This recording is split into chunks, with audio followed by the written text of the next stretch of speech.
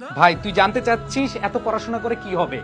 একটু মনোযোগ দিয়ে শুন। তুই যে পড়াশোনা করতেছিস সেটা তোর পড়ার টেবিলে হোক, তোর হোস্টেলের পড়ার টেবিলে হোক, তোর ম্যাথের পড়ার টেবিলে হোক, তুই কি জানিস তোর পেছনে আরো দুইটা চোখ তাকিয়ে আছে?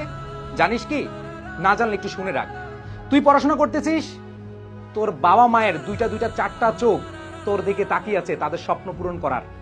তুই পড়াশোনা করতেছিস, তোর এই পড়াশোনার খরচ চালানোর জন্য তারা ব্যস্ত থাকছে, দিনের পর দিন পরিশ্রম করে যাচ্ছে, তাদের কষ্টের কোনো সীমা নাই শুধুমাত্র তোর পড়াশোনার জন্য। তুই পড়াশোনা করতেছিস, তারা অধীর আগ্রহে বসে আছে কবে তোর প্রতিবেশীকে, তার কাছের মানুষগুলোকে বুক ফিলে বলবে যে আমার ছেলে আমার মেয়ে ভালো রেজাল্ট করেছে। তুই পড়াশোনা করছিস, তোর বাবা মা দুই হাত তুলে অজরে কাঁদতেছে আল্লাহর কাছে যেন তুই ভালো রেজাল্ট করতে পারিস।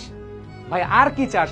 বাবা মাকে খুশি করার জন্য হলেও আপাতত পড়াশোনা কর। তারা যে তোর প্রতি বিশ্বাস করে এত এত কিছু করছে, তুই বিশ্বাসের মূল্যটা রাখার জন্য একটু পড়াশোনা করিস, ফাঁকি দিস না।